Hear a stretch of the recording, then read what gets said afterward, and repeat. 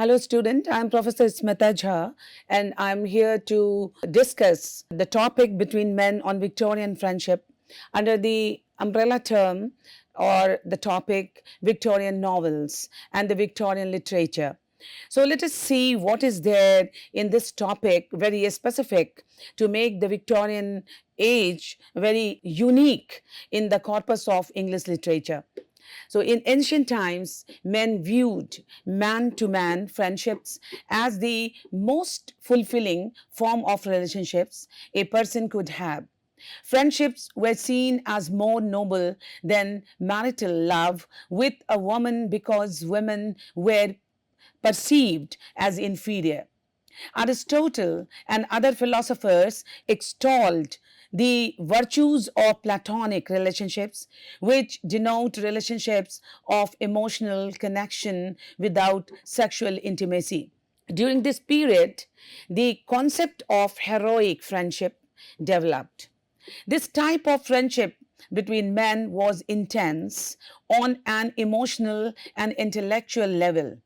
Example of heroic friendships exist in many ancient texts from the Bible as seen between David and Jonathan to the ancient Greek writing as between Aeschylus and Patroclus in the Homer's Iliad.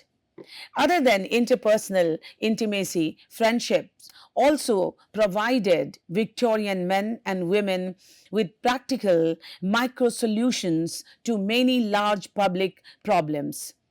As recent scholarship has demonstrated, friendship had social, economic, and political stakes.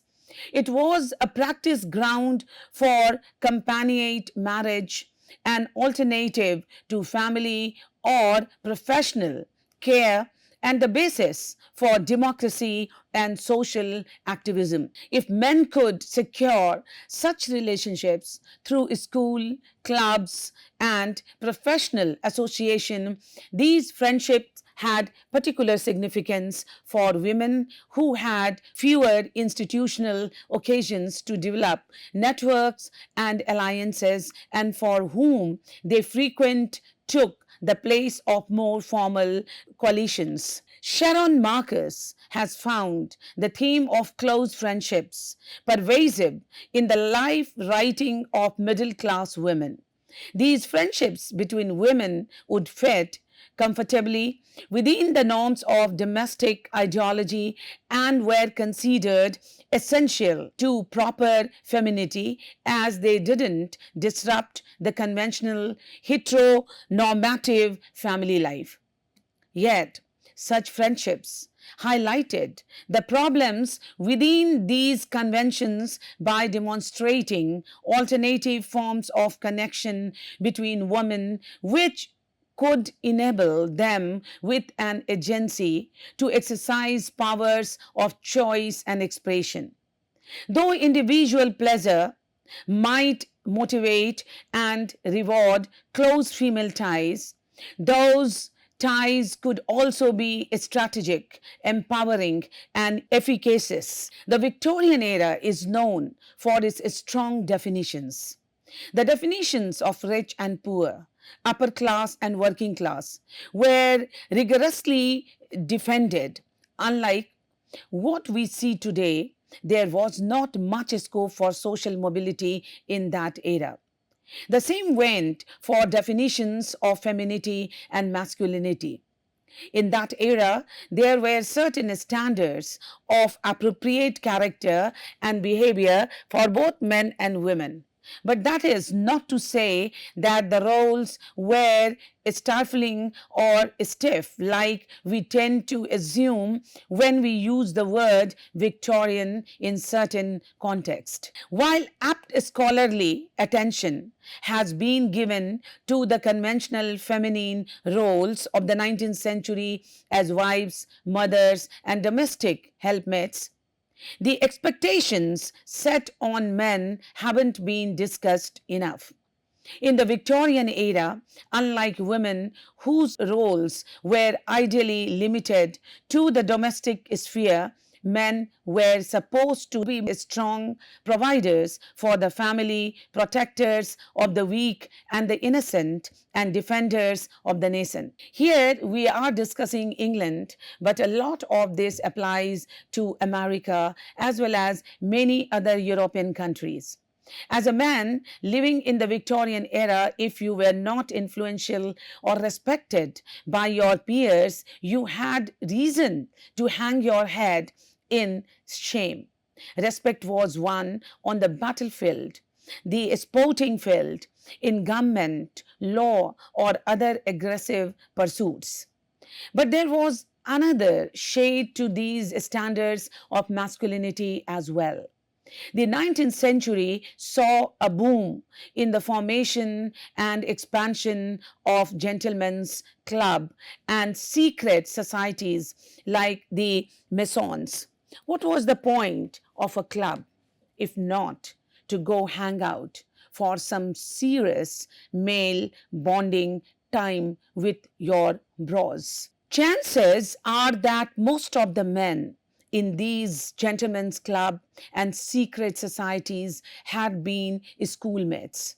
If they were a part of the upper classes, they had probably shared living arrangements in dormitory situations since they were about 8 years of age.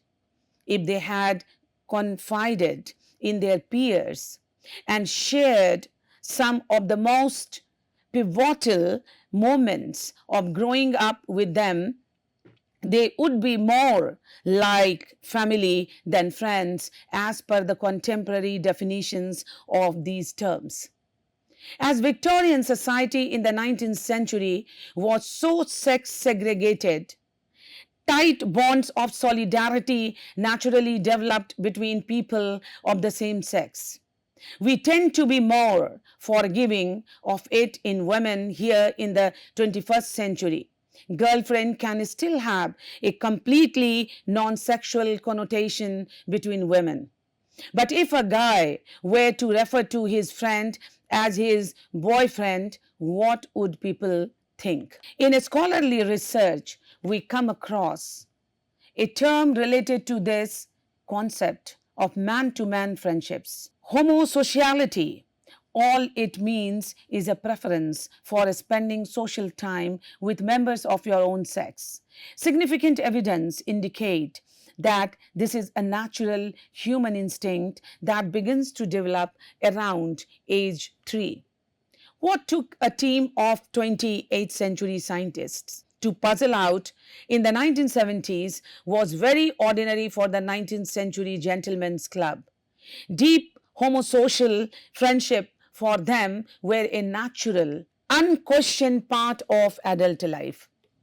So, when people start reading into such friendship as between Sherlock Holmes and Dr. Watson, who shared living arrangements in Sir Arthur Conan Doyle's stories, and write rhymes about what that implies, or when they interpret the flowery prose of undying loyalty written to separated friends who had fought and nearly died together in foreign wars, there is a chance that they are way off base. The 19th century, by its nature, allowed for a deeper intimacy between male friends.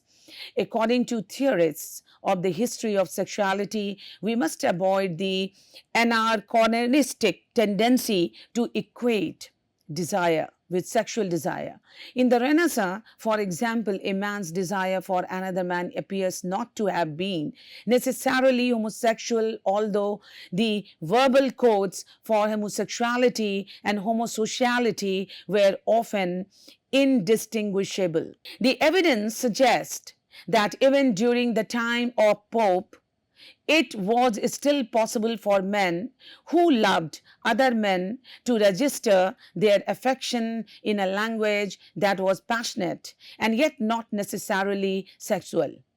Caroline W. D. Lal Outland has examined the representation of male and female romantic friendships in Victorian literature while challenging the perception that such romantic friendship was merely a screen for or displacement of what we would now term homosexual and lesbian feeling. Outland states that long before the upsurge of gay and lesbian studies, the 19th century itself had hosted a long running debate about the nature and role of friendship in its own right. Outland's strongest reading of an individual novel is that of Wilkie Collins' Armadale, 1866, in which the conflict between romantic love and friendship is resolved very differently than in Charles Dickens' works. In Armadale, as here, the male friendship is shown to the ultimately more durable than heterosexual involvement. Karen Boyer's The Measures of Manliness, Disability, and Masculinity in the Mid-Victorian Novel 2015 explores a range of sympathetic and sometimes sentimental relationship between men to make the surprising argument that disability played a role in forming Victorian ideals of manliness. The analytic focus of the measure of manliness on mid-century domestic realistic novels enables Boyer to zero in on a moment in the history of English masculinity when the 18th century man of feeling had given way to the 19th century self-made man. The heroes of the industrial age subscribed to a version of manliness that emphasized emotional restraint, and the call to the strong and silent precluded the possibility of these figures telling their own story. Thus, the disabled friend or brother was a narrative necessity. The relationships range from tender friendship to bitter rivalries to indifferent acquaintances, but all serve what Boyer calls a normative function. Normal manliness is defined in contrast to illness, invalidism, and disability. The 19th century crucially witnessed the genesis of homosexual identities, subcultures, and politics in forms that have endured to the present day. The word homosexual, with its attendant notion of sexual identity, was coined and disseminated in the last quarter of the 19th century. It was a period of enormous opportunities, challenges, and risk for homosexual men. They were subject to infamously hostile legislation that threatened them with prosecution, imprisonment, and until 1861 death. Explosive urbanization brought together people with non-normative desire and identities. Wealth and class were key determinants of this new scene, with an aristocratic milieu clustered around private clubs and houses, and a more hazardous subculture for non-light group dispersed across a range of public accessible but easily policed spaces such as pubs, streets, and parks. Cultural and legal prohibitions meant that representations of explicitly homosexual desires and intimacies would be rare within popular mainstream fiction and poetry. However, they can be found in oblique, hidden, and even unconscious references within such texts, and more unambiguously in underground novels, memoirs, and pornography. While earlier critical works celebrated closeted authors and identified homosexual subjects and acts hidden within text, more recent scholarly work stresses that historical contingency of homosexuality as a stable identity category and instead advocates for a more dynamic queerness that resists normativity. Victorian texts, in all their heterogeneity, and novels in particular, with the multivalent emphasis on kinship, desire, matrimony, domesticity, and familial life, remain rich and robust resources for analysis of same sex desire, subjectivities, and experiences. Victorian sexuality has been a topic of debate among historians for decades.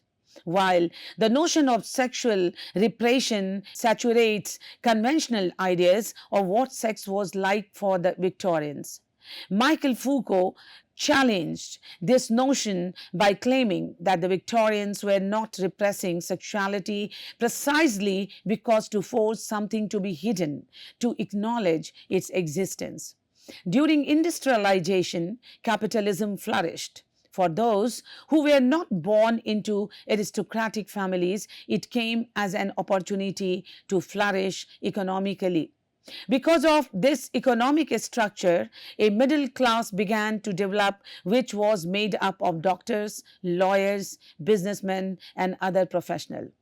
While those who fell into this social rank held many privilege from their acquired wealth and status, they still lived under constant pressure as this wealth could be lost. In contrast to the financial safety of the inherited wealth that the aristocracy had, the middle class relied heavily on wise economic decisions to secure the wealth within the family unit. It was believed that the strength of the nation relied upon the bodily health of middle class men. Hence, the dominant ideologies advocated for these men to control bodily urges to reach a higher intellectual form of being. As a result, men were encouraged to suppress sexual appetites. Women, as wives and daughters, were expected to reject the body and sexuality altogether. Middle class women were expected to adhere to notions of innocence and submissiveness, acting as the heart of the industrial society. Those lower in the social order were often compared to animals in their free expression of sexual desire. The male body was ideologically dominated by the state. As a result, the importance of man's ability to dominate himself, especially sexually, for the good of the nation and empire was paramount. Many men rejected this model and instead celebrated the sexual liberties their social standing granted them. On the flip side, many men who tried to adhere to the code of chivalry sponsored by the state felt a lack of control over their sexual urges and thus endured painful and humiliating medical procedures. Broadly, Victorian masculinity can be outlined as an ideology of spirituality and earnestness between 1837 and 1870 that changed to one of the strength and stoicism from 1870. The ideas prevalent in the second half of this period can be understood as the foundations of a modern culture. Strength and athleticism were vital aspects of Victorian masculinity, just as they are today. In the 21st century, this often takes the form of unrealistic expectations of the male body. However, for the young boys of Victorian era, physical strength was also an institutional demand. Between 1860 to 1880, game playing was made compulsory in English public school. In these games, boys from a very early age had to demonstrate their physicality and thus manliness. In addition, manliness combined with religion in the phenomenon of muscular Christianity. This form of masculinity is commonly found in the writing of Victorian authors such as Charles Kingsley and Thomas Hughes, and it was not at odds with other dominant cultural forces in the era. Physical rigor was considered crucial for men as they were expected to be fit enough to fight and defend the British Empire. Late Victorian ideals of manhood as war ready are evident in the literature of the time. For example, Rudyard Kipling poem If, which acts as a guide to manhood for his son, takes inspiration from a colonial administrator, Alice Jameson, presenting him as the ideal man. One characteristic which the poem promotes is that of level headedness or stoicism, suggested, for example, in the first two lines. If you can keep your head when all about you are losing theirs and blaming it on you. Ideas of stoicism still persist in the discourse on masculinity. It is a popular notion that boys don't cry and men are often depicted as rational and unemotional. Arguably, this is the exact set of beliefs that contributes to the higher rate of suicide among men today. It is interesting to consider that the motivations behind cultural ideals surrounding masculinity, whether they be the promotion of strength, virility, or stoicism, have always been reactionary to new ideas about the place and position of women in society. Both the late 19th and 21st century have witnessed the promotion of greater equality for women and the challenges of traditional gender roles. In the late Victorian era, this manifested itself in the so-called flight from domesticity, which saw men delaying marriage or not marrying at all. Perhaps the toxic masculinity that prescribes damaging ideals to men is a reaction to the ongoing outcry for gender equality in terms of equal opportunities. In this respect, the practice of studying men as gendered beings within history is fairly recent.